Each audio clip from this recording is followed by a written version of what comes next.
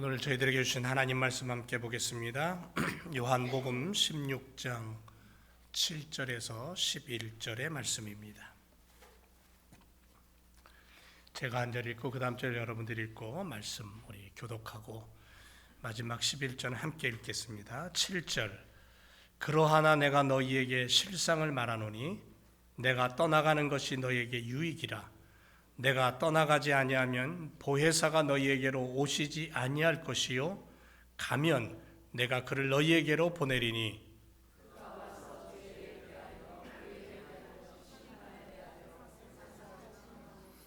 죄에 대하라 함은 저희가 나를 믿지 아니하며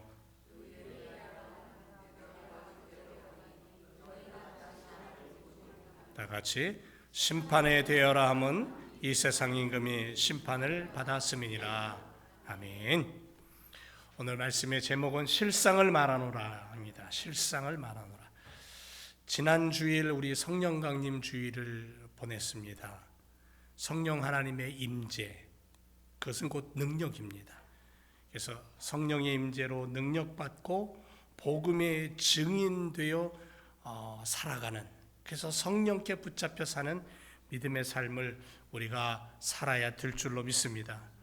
성령 하나님께서 우리 가운데 오신 것이 우리에게는 그래서 최고의 선물이다.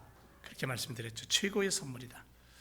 지난 한 주간 이 최고의 선물 되신 성령 하나님, 보혜사 성령 하나님과 함께 생활하신 줄로 믿습니다. 네, 최고의 선물을 받아 누리는 그러한 삶이 복된 삶이죠. 오늘은 주님께서 실상을 말씀하십니다. 그 실상이 뭔가에 귀를 기울이면 좋겠습니다. 내가 실상을 말한다 이렇게 말씀했어요. 주님이 말씀하시는 것은 다른 말로 얘기하면 진실을 밝히 드러내겠다라는 거예요. 주님께서 떠나시는 이유를 지금 말씀하고 있어요. 이 땅을 사는 성도들이 주님께서 말씀하신 실상을 깨닫고 살아야 될 줄로 믿습니다. 주님께서 떠나시는 것이 우리에게 유익이래요. 좀 이상하죠? 주님께서 떠나셔야 우리에게 유익이다. 그 얘기는 뭐냐면 아버지의 약속하신 성령 하나님의 임재로 시작된 복음의 역사는 주님께서 하나님 보좌 우편에 앉으시고 성령 하나님이 이 땅에 오셨을 때 비로소 시작되기 때문에 그런 거예요. 그리고 이 시간 성령 하나님은 우리에게 오셔서 하시는 일이 뭐냐면 책망이라는 것을 하신다는 거죠. 책망. 그래서 오늘 이 시간 우리는 그 성령께서 하시는 책망의 소리를 우리가 붙잡아야 돼요. 세 가지를 책망하신대요. 죄에 대해서, 의에 대해서, 심판에 대해서. 그리고 그 책망의 대상은 세상이다 그랬어요. 세상을 책망하신다 그렇게 선포하시는 거죠.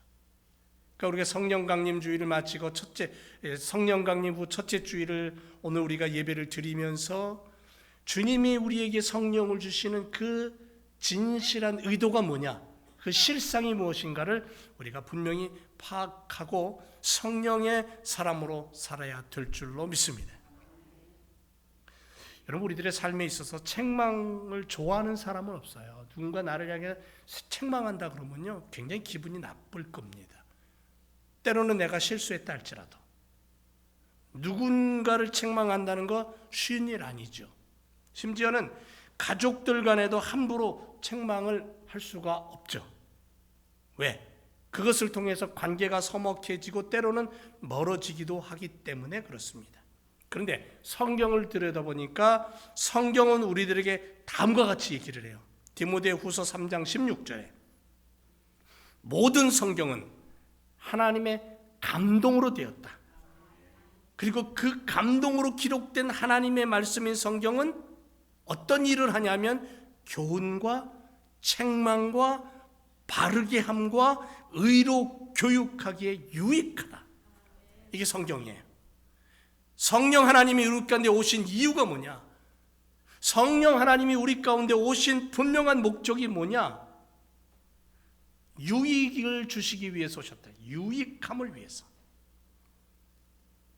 믿는 사람들을 바른 길로 인도하여 하나님 나라 백성다움의 모습을 갖추게 하기 위하여 교훈과 책망과 바르게 함과 의로 교육하여 가르치는 일을 하신다는 거죠.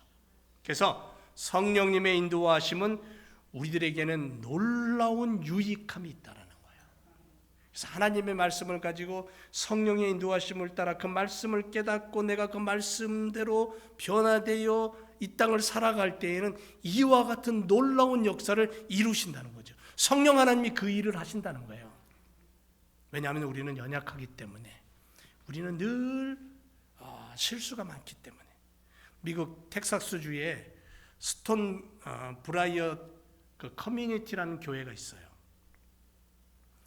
이 교회 담임 목사님이 척 스윈돌이라는 유명한 목사님입니다. 달라스 신학교 총장을 지냈고 강해 설교로 유명한 목사님이에요. 그래서 그분 책이 한국어로도 번역돼서 많은 분들이 읽고 있습니다. 그런데 이 목사님의 그 일화 중에 이런 재미난 이야기가 있어요. 이 목사님은 그 인사이드 포 리빙이라는 라디오 방송에서 그 어떤 신앙적인 이야기나 이런 것들을 진행하신 그런 유명한 분인데, 한 번은 주일날 이런 설교 중에 이런 얘기를 하셨어요. 그리스도인은 교통신호부터 철저하게 지키며 살아야 된다. 그런 내용의 예화를 들면서 설교를 하셨어요. 자, 설교가 끝났습니다. 주일 오후에 교회에서 이제 집으로 돌아가시면서 운전을 하고 가는 중에 딴 생각을 했어요. 딴 생각을 하다가 그만 교차로에서 신호 위반을 해버린 거예요. 근데 순간 아차 싶었는데 이게 공교롭게도 그 순간에 그 옆을 걸어가던 교회 집사님 한 분이 계셨던 거예요. 그걸 딱 본 거죠. 목사님 자신도 교통신호를 위반한 사실을 순간적으로 알았고 찜찜한 마음으로 집에 돌아왔대요. 그런데 그날 저녁에 참 전화가 왔어요. 그리고 전화를 딱 받으니까 이 세상에 내가 교통신호를 위반할 때 그 옆을 걸어가던 그 집사님이 전화를 한 거예요. 그리고는 내일 점심 약속을 해달라는 거예요. 점심을 같이 먹자고. 월요일 날은 보통 목사님들이 쉬신 날인데 이제 약속이 없으니까 오케이 하고는 점심 약속을 했어요. 그리고는 그날 잠이 안 오는 거예요. 이 목사님이, 청 목사님이. 내일 이분을 어떻게 만날까? 그리고는 고민을 하다가 아이디어 하나가 딱 떠올랐어요. 그 다음날 점심 때 그 식사 자리를 식당을 찾아갔더니 이거 웬일입니까? 혼자 나와 있는 게 아니고 몇 사람이 같이 나와 있는 게 교인들이. 큰일 났죠. 문을 열고 딱 들어가니까 교인들이 반가워서 딱 일어나는데 목사님이 팻말을 하나 걸치고 들어갔어요. 근데 그 앞에 뭐라고 딱 썼냐면 나는 죄인입니다. 이렇게 딱 써갖고 들어간 거예요. 그러니까 교인들이 다 웃는 거예요. 보고는. 그리고는 반갑게 맞이해줘. 인사를 막 하고는 있는데 목사님이 갑자기 뒤로 확 돌아서는 거예요. 그래서 뒤에 다른 문구에 팻말이 딱 있는 거예요. 뭐라고 쓰였는지 아세요? 이렇게 적혀 있었습니다. 너희 중에 죄 없는 자가 돌을 들어 나를 쳐라. 여러분, 육신을 입고 사는 인생은 늘 실수와 실패, 상처투성이를 안고 사는 거예요. 어쩔 수가 없어요. 연약하기 때문에, 불완전하기 때문에. 그 누구도 어둠의 감옥과 죄악의 미루에서 벗어나려고 발버둥 치며 살아가지만 그게 벗어나기 쉽지가 않은 것이 우리의 인생길이죠. 그럼에도 불구하고 성경은 믿음의 사람들에게 그 어둠의 골짜기를 벗어나고 죄악의 미로에서 빠져나와 온전한 믿음의 삶을 살아갈 수 있는 방법을 얘기하셔요. 그게 바로 뭐냐면 보혜사 성령 하나님께 사로잡혀 살아라. 내가 가지 않으면 안 되겠지만 내가 가면 너희에게 유익인 이유가 뭐냐면 보혜사 성령 아버지의 약속하신 그 영이 오실 것이야. 그래서 그 영이신 성령 하나님께서 너희와 함께 하실 거야. 그래서 성령 하나님께 사로잡혀라. 근심과 걱정으로 가득가득 어둠의 마음으로 가득한 제자들을 향하여 주님은 마음속 계획을 말씀하시는데 내가 떠나가는 것이 너에게 유익이야. 주님께서 말씀하신 실상은 성령 하나님의 임재로 그 사실이 드러난 거예요. 말씀하신 것이 그대로 응답됐다는 거죠. 보세요. 부활하신 주님께서 다시 오실 것을 약속하시고 하늘로 가신 이후에 제자들은 주님께서 약속하신 그 선물을 기다리고 마가다락방에 열흘 동안 금식하며 기다리다가 그 방에 불이 임해요. 성령의 임재입니다. 제자들은 그 성령의 불을 받고 능력 가운데 살았어요. 그 불을 받고 제자들은 두려움이 사라졌어요. 어둠이 걷혔어요. 오늘을 사는 믿음의 사람들, 성령 하나님께 사로잡혀 사는 줄로 믿습니다. 성령 하나님께 사로잡혀야 돼요. 요한복음 16장 7절에 내가 너에게 실상을 말한다. 내가 떠나가는 것이 너에게 유익이야. 내가 떠나가지 아니하면 보혜사가 너희에게 오시지 아니해. 내가 가야 그가 너에게 와. 이렇게 말씀하고 있어요. 어째서 주님 우리 가운데 계시면 너무너무 좋은데 왜 떠나가셔야 될까? 그리고는 왜 너희에게 유익이라고 말씀하셨을까? 이유는 이래요. 아주 간단하면서도 중요한 게 지님이 떠나가셔야 우리에게 유익인 이유는 성령 하나님이 오셔서 믿음의 사람들의 지각을 열어주시고, 지갑을 여는 게 아니고요, 생각을 열어주시고 마음을 열어주시고, 그래서 믿음의 사람으로 어떻게 살아야 될지를 깨닫게 해주신다는 거예요. 성령이 그래서 필요한 거예요. 제자들은 마가다락방에서 열흘 동안 금식하며 기도했어요. 하늘로 가시면서 말씀하신 바로 그 약속의 말씀을 믿고, 그때까지 제자들은 예수님의 십자가와 부활을 직접 목격했음에도 불구하고 그들은 진정한 십자가, 진정한 부활을 깨닫지 못했어요. 그리고 숨었어요. 두려웠어요. 잡히면 죽는다, 불안했어요. 그런데 성령 하나님의 임재가 있어야 예수님께서 이 땅에 오신 분명한 목적이 무엇인가를 깨닫게 되는 거예요. 예수님은 직접 자신이 이 땅에 오신 목적을 선명하게, 그것도 여러 번 제자들에게 자세하게 이야기하고 가르치셨어요.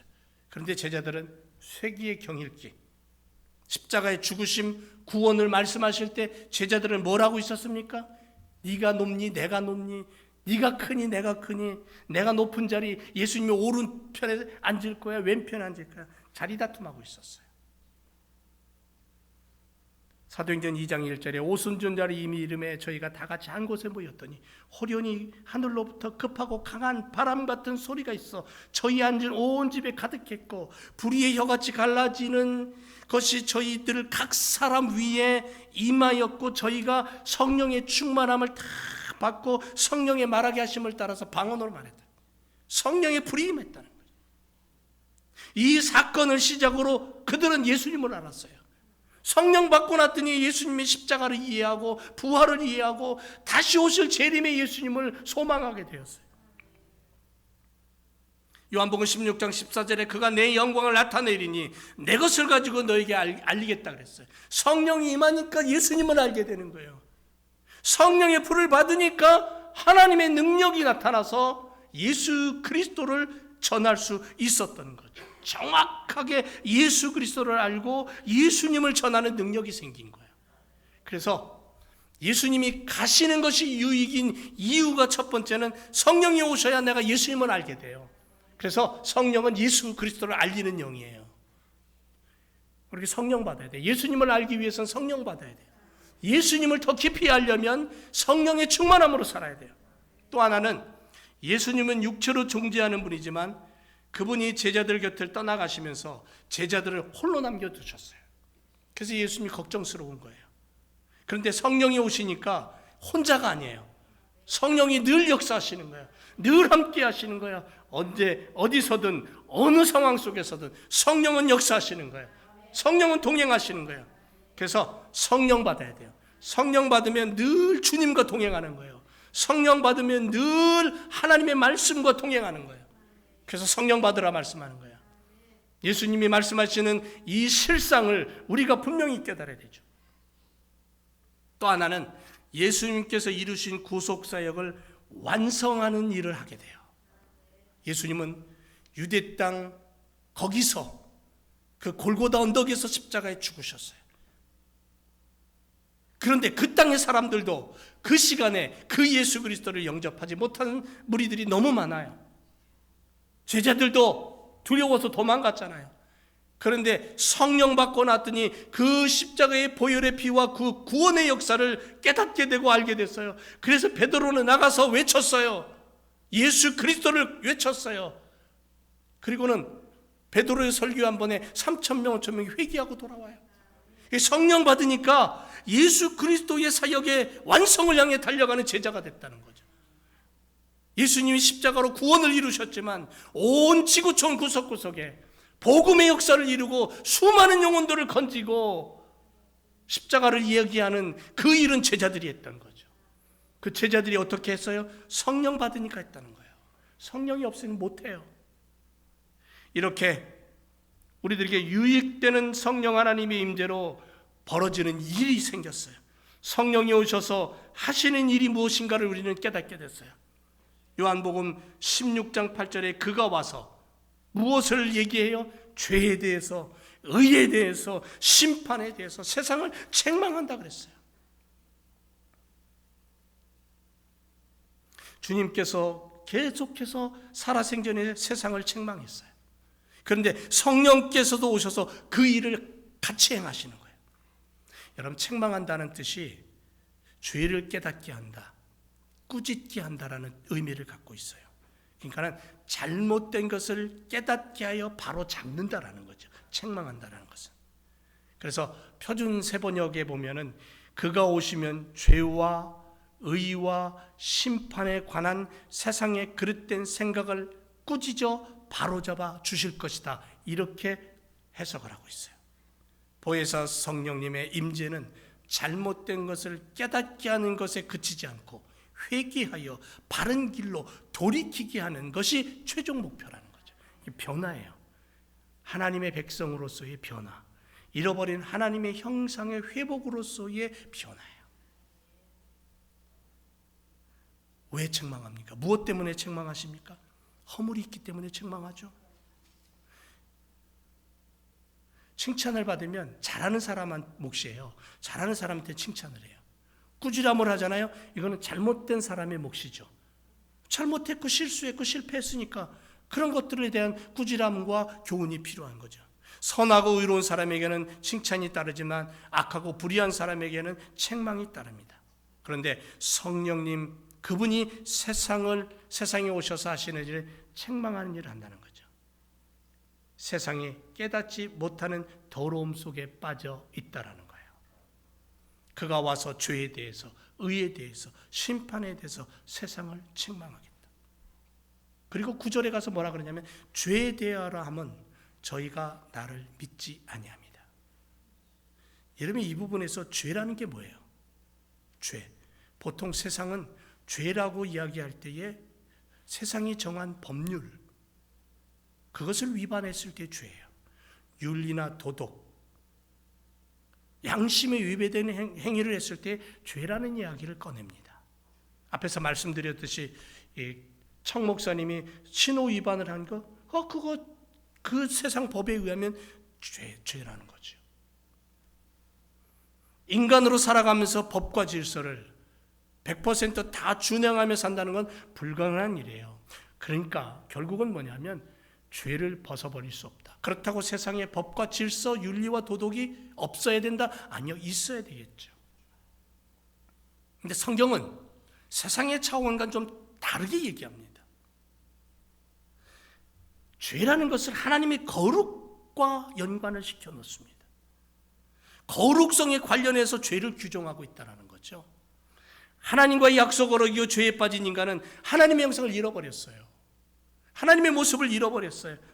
하나님의 형상이 뭐냐면 거룩해요. 하나님의 택한 백성 이스라엘을 통해 율법을 주시고 그것을 지킴으로 죄를 사하고 하나님의 거룩한 백성으로 보시기를 원하시는 거예요. 그래서 선택하신 거예요. 모세가 시내산에서 계명을 받습니다. 십계명이라고 얘기하죠. 그런데 유대의 랍비들은 유대의 성서 연구자들은 성경에서 613개의 계명을 찾아냈습니다. 그리고 놀라운 것은 이 613개의 계명을 365개의 소극적인 계명, 무엇은 하지 말아라, 이런 계명과 248개, 248개의 적극적인 개념, 다시 말하면 무엇은 해라, 이렇게 둘로 구성되는 계명을 찾아냈어요. 하지 마라 365개와 해라 248개의 계명을 찾아냈다는 거예요. 365라는 숫자는 1년 날수를 얘기하는 거죠. 248개라는 숫자는 인간의 신체 구성 요소의 숫자예요. 이게 뭘 얘기하냐면요, 우리가 단 한순간도 빼놓지 않고 우리의 모든 것을 다해 율법을 지켜야 된다는 거죠. 그러니까 율법을 얘기할 때는 1년 365일 빼놓지 않고 다 지켜야 된다는 거예요. 그래야 율법이 이루어진다는 거죠. 근데 이게 가능합니까? 로마서 3장 20절, 그러므로 율법의 행위로 그 앞에 의롭다 하심을 얻을 육체가 없나니 율법은 죄를 깨달을 뿐이다 라고 말씀하고 있어요. 그러니까 인생은 죄의 감옥에 갇혀 스스로 빠져나올 수 없는 연약한 존재다. 이 부분을 사탄은 너무도 잘 알고 있다. 그런데 해결 방법은 뭐냐? 성경 안에서 그 해결 방법을 찾는데 오늘 본문에 뭐라고 하냐면 성령께서 오신 목적이 바로 이거다. 우리 인간과 똑같은 성정을 가지고 하나님의 율법을 온전히 성취하신 예수 그리스도의 십자가와 부활을 통해서만이 그 죄사함이 주어진다. 오직 예수 그리스도만이 구원의 완성이다. 잃어버린 하나님의 형상을 회복할 수 있는 길이 어디냐? 거룩한 백성으로 서게 되는 길이 어디냐? 예수님밖에 없다. 예수님을 얘기하는 거죠. 그러니까 성령 하나님께서 오셔서 우리로 하여금 바로 그분을 믿음으로 말미암아 구원함을 얻어라. 바로 그 예수 안에서 그분을 믿음으로 말미암아 생명이 주어진다. 그 거룩한 생명이 주어진다. 잃어버린 하나님의 모습을 되찾아 변화된 그리스도의 삶을 살아가게 된다. 그분을 믿지 않는다는 것은, 그래서 다른 말로 얘기하면 죄악 속에 그저 있다는 거죠. 죄를 해결할 수 있는 인생의 단 한 가지 유일한 방법은 예수 그리스도밖에 없다는 거죠. 그래서 믿음 없는 세상을 책망하는 거예요. 죄라는 것을 이야기한다면 나를 믿지 않기 때문에 저들은 죄인이야. 죄 속에 있는 거야. 죄악 속에 사는 거야. 그렇게 이야기하고 있는 거죠. 10절에 가서는 의에 대하여라면, 의라는 것은 뭐냐면 내가 아버지 길로 가니 너희가 다시 나를 보지 못한다. 의를 얘기하시면서 나를 보지 못한다고 얘기하셔요. 여러분, 세상은 여전히 의를 몰라요. 의가 무엇인지, 의에 대해서 몰라요. 그런데 예수 그리스도의 피가 의로운 피예요. 죄 없는 피거든요. 예수님은 우리를 거룩히 하시는 의예요. 예수 그리스도만이 의로움을 얻을 수가 있는 거죠. 출애굽기 당시에 마지막 재앙, 장자의 죽음의 재앙 속에 애굽 온 천지의 짐승을 비롯해서 사람까지 첫 번째 첫 아들 첫 새끼는 전부 죽임을 당했어요. 그런데 고센 땅에 사는 히브리 사람들에게는 죽음의 소식이, 죽음의 눈물이, 고통이 다가오지 않았어요. 왜냐하면 그들은 그 전날 어둠이 깔리기 전에 자신들의 집의 문지방에, 그 문 전체에 양의 피를 발랐어요. 하나님의 명령이죠. 피를 바른 그 집은 죽음의 사자가 넘어가겠다. 그래서 생겨난 게 6월절이잖아요. 그 피가 그들을 살렸어요. 그 피는 생명의 피예요. 양의 피였지만 그들의 생명을 살린 그러한 생명의 피였어요. 그런데 그들이 죄가 없다고 말할 수 있습니까? 그들은 여전히 죄인이었어요. 그들은 여전히 죄 속에 있었어요. 그들이 선한 자들입니까? 아니요. 그들은 선한 자가 아니었어요. 그럼에도 불구하고 그들은 살아났어요. 왜?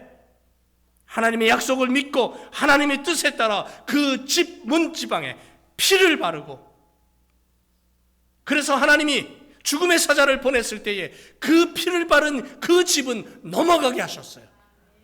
하나님 보실 때 그 피를 바른 그 집을 의로운 자로 하나님이 보셨다는 거예요. 인정하셨다는 거예요. 구원하셨다는 거예요. 성령의 기름 부으심이 없는 사람들에게 십자가의 도가 여전히 미련한 것으로 생각되고 십자가는 거짓된 거라고 말할 수 있겠지만, 예수 그리스도의 온전하신 그 피와 부활을 통해서 우리는 의로움을 얻는 거예요. 구원함을 얻는 거예요. 그리고 그분은 거룩하며 의로운 분으로 다시 오실 약속을 가지고 하늘로 가셨어요. 하나님 보좌 우편에 앉으셨어요. 그분은 말씀하신 그대로 행하셨고 그대로 이루셨어요. 그래서 의에 대하라면 내가 의로운 자다, 내가 진리다, 그러므로 내가 아버지께로 가니 너희는 나를 보지 못한다 라는 것은 결국 예수님은 거룩한 분이라는 거예요. 그분은 말씀하신 대로 이루셨고 응답을 받으셨다는 거죠. 우리는 다시 바라보는 거예요. 바로 그 의로우신 분이 다시 오실 것을 말씀하셨기에 우리는 재림의 주님을 바라보며 오늘도 살아가는 거죠. 이 재림의 신앙이죠. 11절에 심판에 대하라 함은 이 세상 임금이 심판을 받았다는 거죠. 여기서 이 세상 임금이 심판을 받았다 했을 때 이 세상 임금은요, 사탄을 가리키는 거예요. 어둠의 세력을 가리키는 거예요. 유대인들이 십자가에 못 박은 것은 사탄이 아니에요. 예수님이에요. 예수님을 십자가에 못 박았어요. 요한복음 8장 44절에 너희는 너희 아버지인 마귀에게 속해 있고 너희는 너희 아버지가 원하는 것을 하고자 한다 그랬어요. 그는 처음부터 살인자였다. 그 안에 진리가 없기 때문에 진리 안에 서지 못한다. 거짓말을 할 때마다 자기 본성을 드러낸다. 이는 그가 거짓말장이고 거짓의 아비이기 때문이다. 사탄은 그들의 아비였어요. 그래서 그들은 자기의 아비를 못 박지 못해요. 하지만 예수님은 십자가에 못 박을 수 있었어요. 그런데 예수님은 십자가에 못 박히면서 사탄에 대한 심판을 선포하셔요. 예수님을 십자가에 못 박는 그들은 전혀 이해하지 못했죠. 십자가 위에서 피를 흘리며 고통을 받고 죽어가는 분은 분명히 예수님이었는데 실제로는 사탄이 심판을 받고 있는 거예요. 어둠의 세력이 굴복당하고 있는 거예요.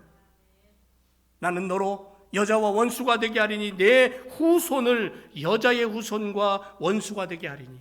창세기 3장 15절에 너는 그 발등꿈치를 물 것이고 여자의 후손에게 머리를 밟힌다. 그렇게 돼 있잖아요.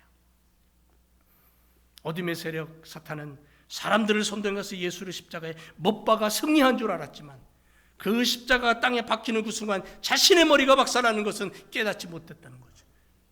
그래서 심판에 대하라면 어둠의 세력을 심판하시는 주님의 그 권능을 우리는 바라보게 되는 거예요. 그리고는 예수님 십자가에서 뭐라고 말씀하셨어요? 다 이루었다. 완성을 얘기하는 거예요. 완벽함을 얘기하는 거예요. 요한복음 16장 33절에 이것을 너희에게 이르면 너희로 내 안에서 평안을 누리게 하려 함이라. 세상에서는 내가 환난을 당하나 담대하라. 내가 세상을 이겼다. 그렇게 말씀해요. 이 세상의 주권을 가지고 세상을 움직이는 것이 사탄이라면 그 어둠의 세력을 굴복시키고 십자가에서 승리하신 우리 예수님을 우리는 바라봅니다. 그러므로 우리는 승리한 거예요. 믿음의 삶을 살아갈 때에 우리는 승리를 노래하며 살 수 있는 거예요. 왜? 예수님이 승리를 선포하셨기 때문에. 사랑하는 제일교회 성도 여러분, 성령 하나님께서 오셔서 하시는 일은 죄에 대해서, 의에 대해서, 심판에 대해서 책망하십니다. 그러므로 성령 받아야 돼요. 죄를 이기고 의로우신 주 예수님과 함께 심판을 선포하신 그 예수님의 승리를 노래하는 인생이 되기 위해서 우리는 성령 받아야 된다는 거죠. 오늘도 믿음의 사람으로 이 땅을 살아갈 때에 성령 하나님이 내 인생의 안내자가 되어주시고 내 길에 등불이 되어주셔서 내가 온전한 믿음의 사람으로 살아가는 그러한 가이드가 되어주시는 거예요. 그래서 성령 받아야 돼요. 실상을 말하노라.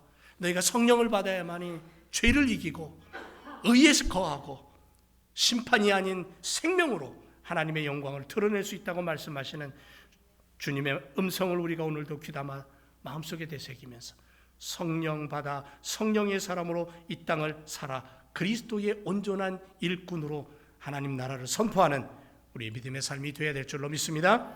기도하겠습니다.